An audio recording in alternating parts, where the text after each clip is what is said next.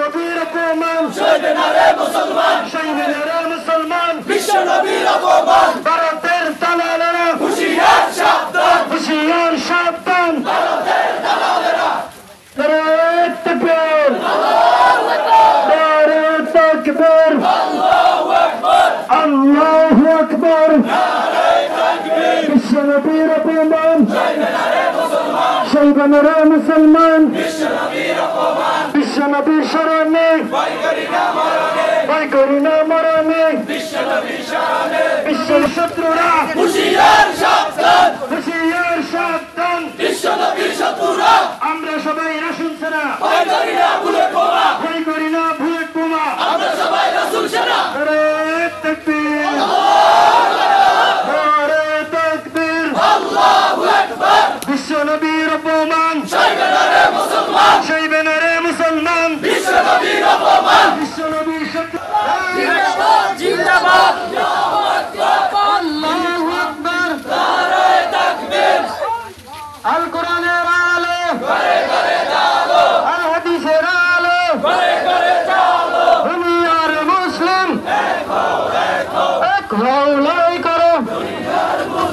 দুনিয়ার মুসলিম এক হও, লড়াই করো। জেগেছে রে জেগেছে, বিশ্ব মুসলিম জেগেছে। হুঁশিয়ার সাবধান, হুঁশিয়ার সাবধান, হুঁশিয়ার সাবধান। নারায়ে তাকবীর, আল্লাহু আকবার। জেগেছে রে জেগেছে, লেগেছে, বিশ্ব মুসলিম জেগেছে। লেগেছে রে লেগেছে, লেগেছে রে লেগেছে, রক্তে আগুন লেগেছে, রক্তে আগুন লেগেছে। লেগেছে রে লেগেছে। বিশ্ব নবীর শরণে ভয় করে না মরণে, বিশ্ব নবীর শরণে, ভয় করে না মরণে। বিশ্ব নবীর শরণে। বিশ্ব লেগেছে রে লেগেছে, রক্তে আগুন লেগেছে, রক্তে আগুন লেগেছে। লেগেছে রে লেগেছে, লেগেছে রে লেগেছে। রক্তে আগুন লেগেছে। السجود ذلك مثلهم في التوراة ومثلهم في لهم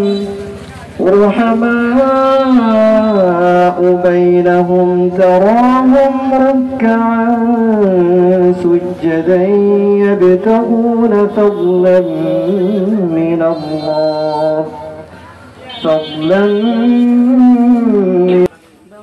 সংগ্রামী সাথী ও বন্ধুগণ, আমরা যে উদ্দেশ্যে এখানে সমবেত হয়েছি আপনারা সবাই অবগত রয়েছেন। আমাদের নবী মুহাম্মদুর রাসূলুল্লাহ সাল্লাল্লাহু আলাইহি ওয়াসাল্লাম তিনি হলেন রাহমাতাল লিল আলামিন।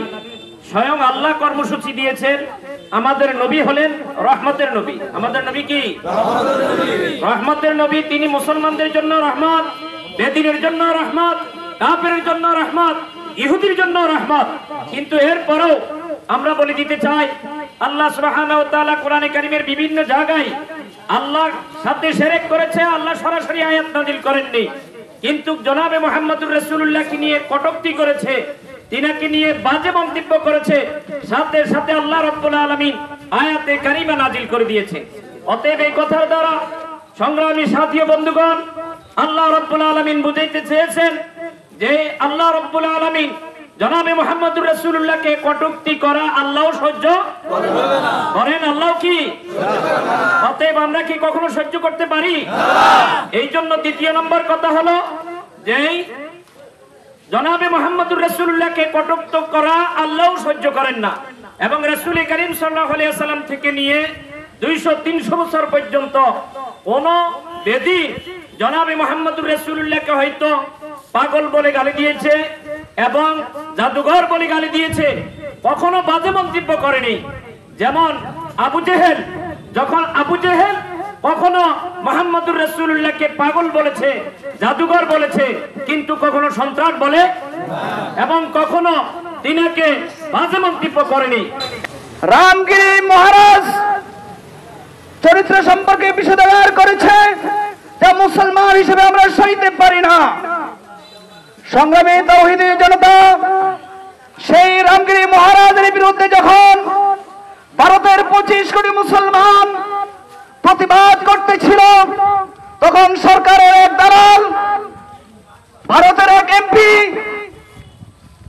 যে নীতিশ রানে, সে মুসলমানের মসজিদে প্রবেশ করে মুসলমানকে ধমক দেয়। তারা মনে করেছে ভারতের মুসলমান সংখ্যালঘু, তাদের পাশে কেউ নাই। আজ আমরা বলে দিতে চাই, ভারতের মুসলমান একা নয়, তাদের সাথে বাংলাদেশের মুসলমান আছে, এমনকি সারা বিশ্বের মুসলমান আছে। মুসলমান কখনো অমুসলিমের উপর আঘাত করতে চায় না। যে সময় বাংলাদেশের মুসলমান বাংলাদেশের অমুসলিমদের মন্দির পাহারা দেয়, গির্জা পাহারা দেয়, তাদের নিরাপত্তা নিশ্চিত করে, ঠিক সেই সময়ে মুসলমানদের নবীর চরিত্র সম্পর্কে বিষোদ্গার চলে। যতক্ষণ পর্যন্ত কোরআন নিয়ে কোনো কথা না বলবে, যতক্ষণ পর্যন্ত মুসলমান সম্পর্কে কোনো কটূক্তি না করবে, ততক্ষণ পর্যন্ত আমরা তোমাদের নিরাপত্তা দেব। তোমরা তোমাদের উপাসনা তোমাদের মতো করবে, আমাদের কোনো আপত্তি নাই। কিন্তু যখনই মুসলমানদের কোন বিষয় নিয়ে, মুসলমানদের নবী কোরআন হাদিস নিয়ে কোন বিষোদ্গার করবে, তখন আর তোমাদের কোনো নিরাপত্তা নাই। আমরা একটা কথা স্পষ্ট ভাষায় বলতে চাই, আমাদের যুবকেরা যারা 5 ওয়াক্ত নামাজ যদিও মসজিদে না যায়, ঠিক মতো যদি রোজাও পালন না করে, কিন্তু তারাও মুহাম্মদুর রাসূলুল্লাহ সাল্লাল্লাহু আলাইহি ওয়াসাল্লামের ভালোবাসা অন্তরে লালন করে। এই জন্য যখনই মুসলমানের নবী এবং মুসলমানের কোরআন নিয়ে কেউ কটূক্তি করে, তখন আর মুসলমানের কোন যুবক ঘরে বসে থাকতে পারে না। তাই আমরা আমাদের আশপাশে সনাতন ধর্মাবলম্বী যারা আছে, তাদেরকে আমরা একটা বার্তা দিতে চাই।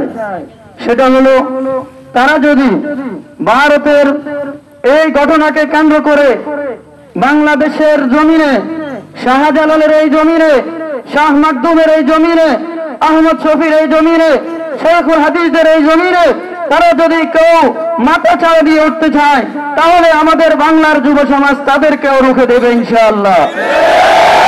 আর যদি তারা তাদের ধর্ম মেনে, তাদের পূজা মণ্ডপে তাদের নিজ নিজ ধর্মে দায়িত্ব পালন করে, আমাদের মুসলমান যুবকেরা তাদেরকে এমন ভাবে নিরাপত্তা দিবে, যেমন একটা মুরগি তার বাচ্চাকে তার ডানার নিচে নিরাপত্তা দেয়। এর বাইরেও আমরা শুধু এদেরকে এতটুকু বলতে চাই, সামনেও যদি আমাদের বাংলাদেশে কোন হিন্দুত্ববাদী, উগ্রবাদী, নাস্তিকের দালালেরা আমাদের ধর্ম নিয়ে কটূক্তি করে, তাহলে 1 মিনিটের জন্য আমরা তাদেরকে ছাড় দিতে রাজি নই।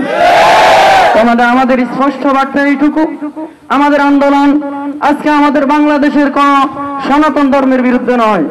আমাদের আন্দোলন হলো, যে বা যারা যখন বা তখন আমাদের নবী, আমাদের ইসলাম নিয়ে কটূক্তি করবে, তখনই আমরা তার বিরুদ্ধে আন্দোলন করব ইনশাআল্লাহ। ইতিপূর্বে বাংলাদেশে প্রাকৃতিক বন্যার পরিবর্তে তারা আমাদেরকে বন্যা দিয়ে কি করেছে, আমাদের ক্ষতিগ্রস্ত করেছে। বিগত সনে তারা বিভিন্নভাবে আমাদেরকে ক্ষতিগ্রস্ত করেছে, স্বৈরাচার বসিয়েও আমাদেরকে ক্ষতিগ্রস্ত করেছে, কিন্তু আমরা তখন চুপ ছিলাম। কিন্তু আমাদের নবীকে নিয়ে তারা যখন আমাদের পিছনে লেগেছে, আমাদের রক্তে আঘাত করেছে, আমরা তখন আর চুপ থাকতে পারি না। বাংলাদেশের সর্বস্তরের মানুষ, বিশ্বের সকল মুসলিম উম্মাহ এর প্রতিবাদ করে যাচ্ছে, তারই ধারাবাহিকতা আমরা আজকে এখানে প্রতিবাদ করেছি। আমরা সকলে আজকের এই বিক্ষোভ থেকে ভারতকে হুঁশিয়ার করে দিতে চাই, সেই সাথে ভারতের যে সমস্ত দালালেরা বাংলাদেশে থেকে তাদের আধিপত্য বিস্তার করতে চাও, তাদেরকে হুঁশিয়ার করে দিতে চাই, ভবিষ্যতে আমাদের নবীকে নিয়ে যদি কটূক্তি করা হয়, আমরা ঘরে বসে থাকবো না। আমরা যে কুলাঙ্গার আমাদের নবীদেরকে নিয়ে এই বাজে মন্তব্য করেছে, তার দ্রুত শাস্তির ব্যবস্থা করবে, না হয় বিশ্বের মুসলিম তার যে ব্যবস্থা সেটা নিয়ে নিবে।